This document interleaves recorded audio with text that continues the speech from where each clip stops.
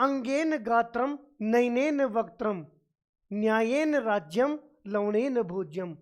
जिस प्रकार शरीर की अंगों से और चेहरे की आंखों से और लवण से भोजन की सार्थकता रहती है, ठीक उसी प्रकार किसी भी राज्य और देश में न्याय का जो एक महत्वपूर्ण योगदान रहता है। साथियों, पीटीआई भर्ती 2022 के फर्जीवाड़े को लेकर मैं अब तक आपसे 2 एपिसोडों में चर्चा कर चुका हूं कि किस प्रकार राजस्थान की सबसे बड़ी भर्ती है जिसमें भयंकर फर्जीवाड़ा हुआ है। इसमें कई नेता भी शामिल है, कई अधिकारी भी शामिल है और कई ऐसे लोग भी शामिल है जिनको राजनीतिक नियुक्ति प्रदान की गई थी। उन लोगों के अभी ओस उड़े हुए हैं। अभी तो 2 एपिसोड आए हैं, अभी तो पीटीआई भर्ती की पीड़ा लोगों में पहुंचना शुरू हुई है। मैंने तो कुछ शुरू ही नहीं किया, अभी मैंने केवल सरकार तक ये मजबूती से बात पहुंचाने का काम किया है। मेरे तक ये प्रकरण लेट पहुंचा, या मैं यूं कहूं कि जो वास्तविक पीड़ा है, मैं सोशल मीडिया पे एक्टिव होते हुए मेरे तक ये बात नहीं पहुंच सकी, इतना समय लग गया। वो समय लगा ना तो मेरे ओस उड़ गए। मैं रात को 3 बजे ये वीडियो बना रहा हूं, आज का ये एपिसोड 3। क्यों? क्योंकि 1600 से ज़्यादा डॉक्यूमेंट मैंने इस केस को लेकर रीड किया है, तब जाके मेरे अंदर की आत्मा जगी है कि वास्तविकता क्या है, ये कैसे खत्म होगा। मैंने अब तक आपके बीच में 2 एपिसोड शेयर किए हैं।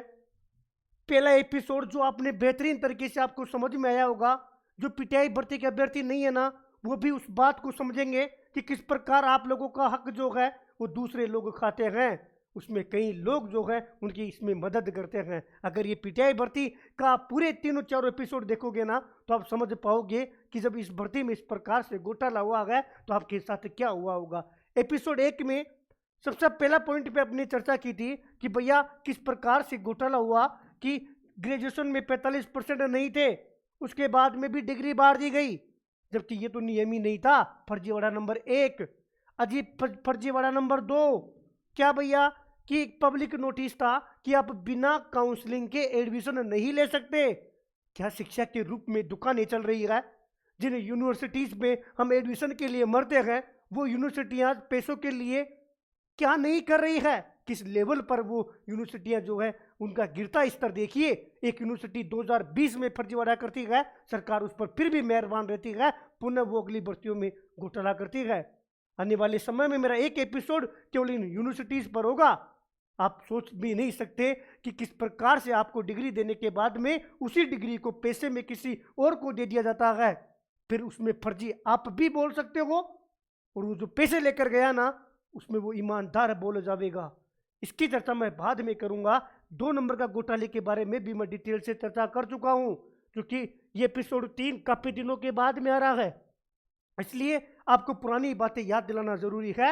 एपिसोड 2 में हमने बात की कि भैया परीक्षा के बाद योग्यता।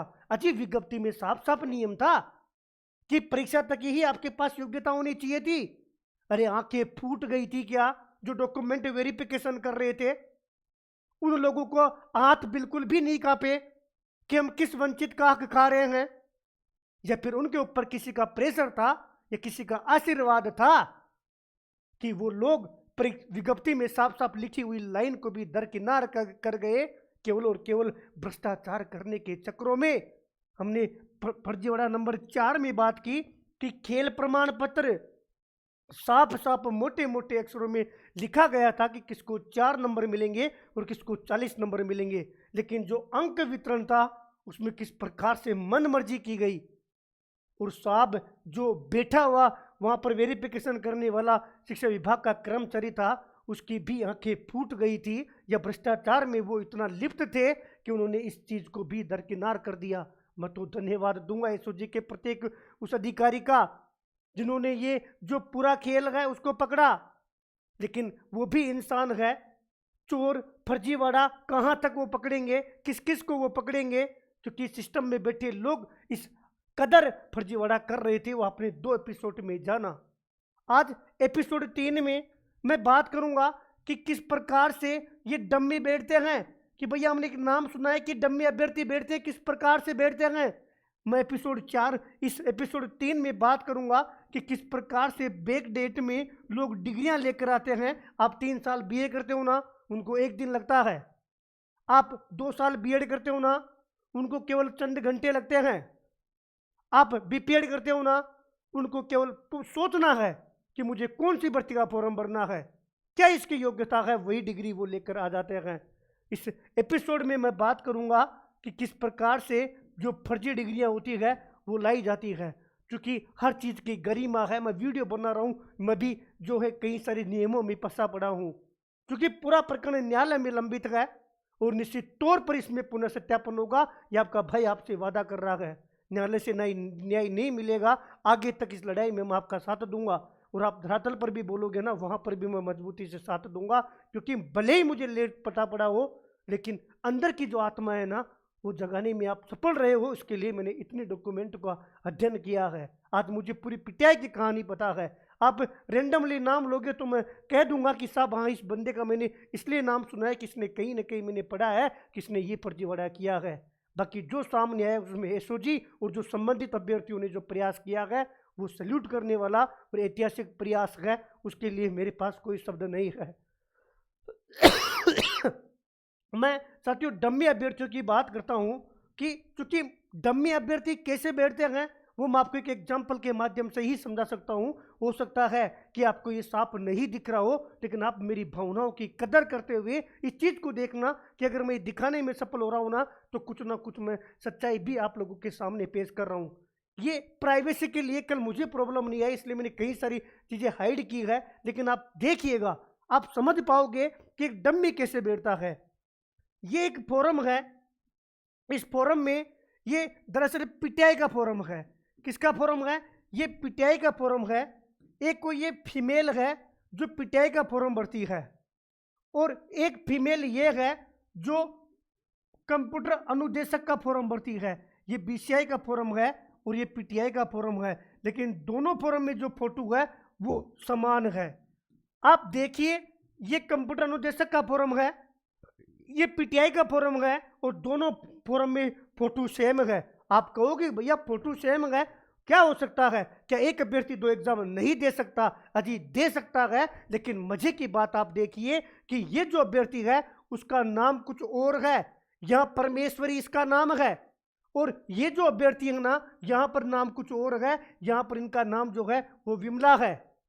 विमला की फोटो भी सेम और परमेश्वरी की फोटो भी सेम। मतलब ये है कि यहां जो परमेश्वरी है वो कोई और है, उसकी जगह एग्जाम ये इस बहन ने एग्जाम दिया है, और यहां पर जो विमला है ना ये भी कोई और है, और इसकी जगह भी इस बहन ने एग्जाम दिया है। यही तक सीमित नहीं है, जब पटवारी की एग्जाम होती है तो परमेश्वरी जहां पास नहीं होती ना, तो फिर परमेश्वरी जी इस बहन को नहीं बैठाती, फिर यहां पर परमेश्वरी जी किसी और की फोटो लगाकर एग्जाम दिलवाती है।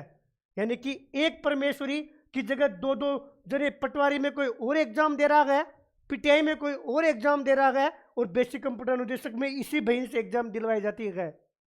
अब आपको जानकर और भी ये अचंभा होगा कि असली परमेश्वरी कोई और है और असली विमला कोई और है, ये तो केवल डम्मी है। इस प्रकार से कितने केस पीटीआई भर्ती में होंगे ये आप सोच भी नहीं सकते। ये केवल पीटीआई की कहानी नहीं है, ये हर भर्ती में है। वो तो मैं धन्यवाद दूंगा एसओजी को जिन्होंने ये राजस्थान के युवाओं के सामने ये चीज़ें लाकर रखी, और जैसे जैसे समय जाएगा ना वैसे वैसे सच्चाई समय अपने साथ लेकर आएगा। मैं धन्यवाद दूंगा कर्मचारी चयन बोर्ड के अध्यक्ष माननीय आलोक राज जी को कि जिन्होंने विद्यार्थियों की बातें सुनी, सारी शिकायतें लेकर ये सब चीज़ें धीरे धीरे पब्लिक में सामने आ रही है। मैं चूंकि समय की गरिमा है, कई चीज़ें होती है, इसलिए मैं एक एक एग्जाम्पल के माध्यम से ही समझाने का प्रयास करूंगा। ये है साहब असली विमला, ये है फोटो साफ नहीं दिख रही है, लेकिन वो जो पुरानी फोटो थी उससे अलग ही है, और असली परमेश्वरी ये है। किस प्रकार से लोग एक नौकरी पाने के लिए उस मेहनती वंचित का हक खाकर बैठे हैं। मैं सोशल मीडिया पर जब मेरे पास किसी भी वंचित का मैसेज आता है ना, तो मैं तुरंत उस भाई का मैं रिप्लाई देने का प्रयास करता हूं, क्योंकि मैं ये समझ सकता हूं कि उन्होंने कैसे सहन किया होगा। कुछ लोग उनके साथ इतना खेल गए, इतना खेल गए, उनको शर्म नहीं आती, वो आज भी युवा हितैषी बनने का ढोंग करते हैं। लेकिन उन लोगों का जो पाप था ना, उस पाप की वजह से ये वंचित आज रो रहे हैं। लेकिन मैं इनसे ये कहूँगा, ऊपर भगवान है, याद रखिएगा।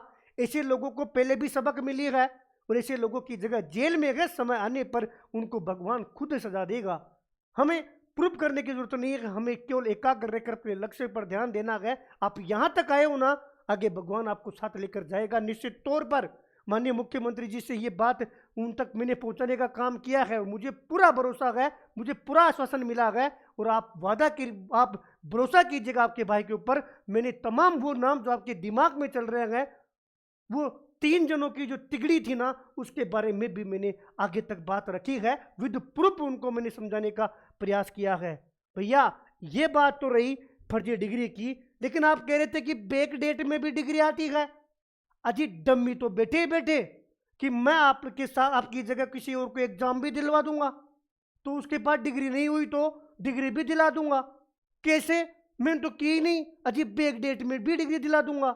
एक एग्जाम्पल ही देखिएगा कि ये पीटीआई भर्ती का फॉर्म है, ये पीटीआई भर्ती का फॉर्म है और ये टीचर लेवल 2 का कह रहे थे ना, लेवल 2 हिंदी का फॉर्म है।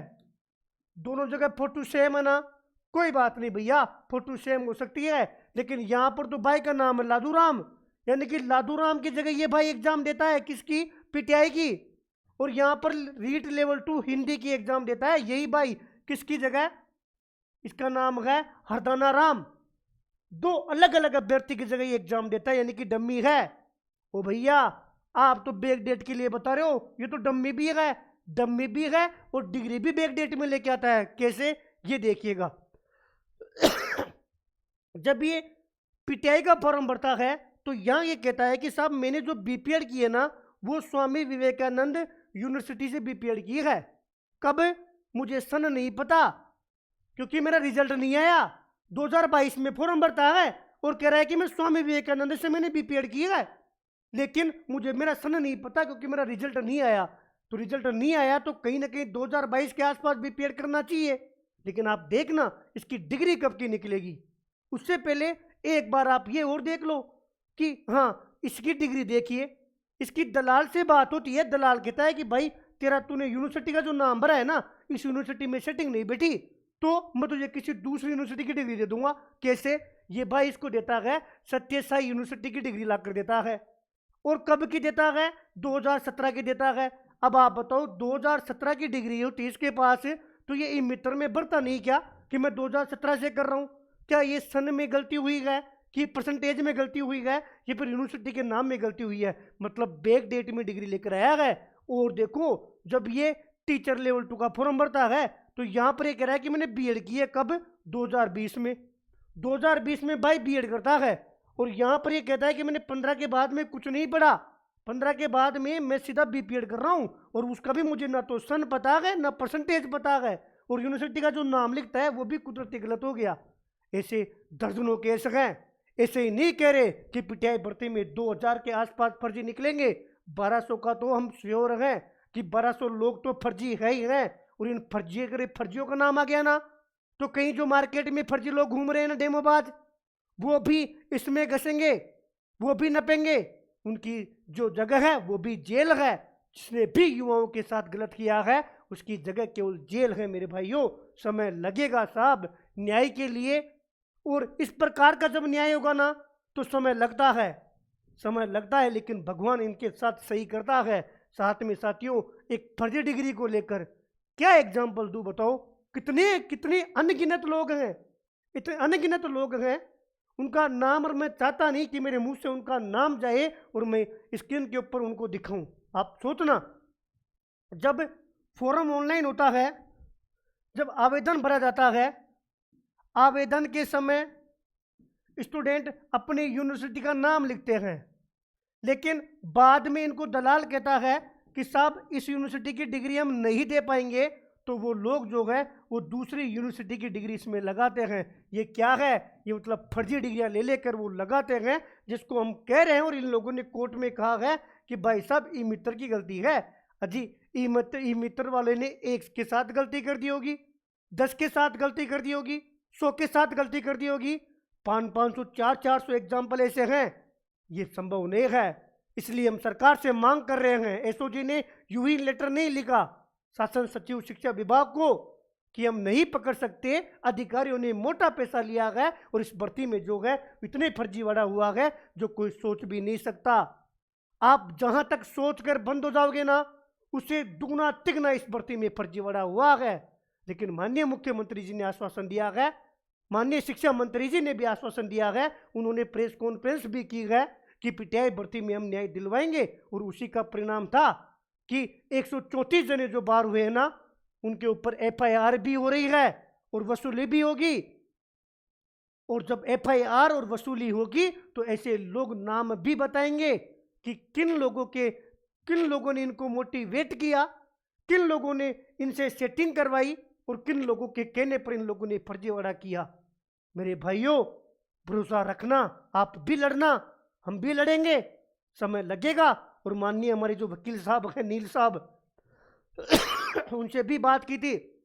अभी एसआई भर्ती का प्रकरण चल रहा है, इसलिए इसकी प्रॉपर सुनवाई नहीं हो पा रही है। लेकिन कल ही वो इस केस को लिस्टेड करवाने के लिए, यानी कि कल होगी 18 तारीख, सॉरी आज 18 तारीख हो गई, तो 18-19 के आसपास वो केस को लिस्टेड भी करवाएंगे। उनसे भी निवेदन किया गया कि इस केस को विराम नहीं देकर तीव्र गति से इस पर काम किया जाए, ताकि पहले हम पुनः सत्यापन करवाएं और पुनः सत्यापन में जो जो फर्जी लोग बाहर निकले ना, उनकी सारी मंशा जाने, किनके कहने पर किया, किसके साथ मिलकर किया, और उन तमाम लोगों को जेल में भिजवाने का हम काम करेंगे। एसओजी का मैं पुनः धन्यवाद करता हूं, साधुवाद करता हूं कि आपने इस गरीब किसान और जो वंचित पीटीआई थे उनके साथ न्याय करने का एक बेहतरीन कार्य किया गया, जिसके लिए हमारे पास कोई शब्द नहीं है।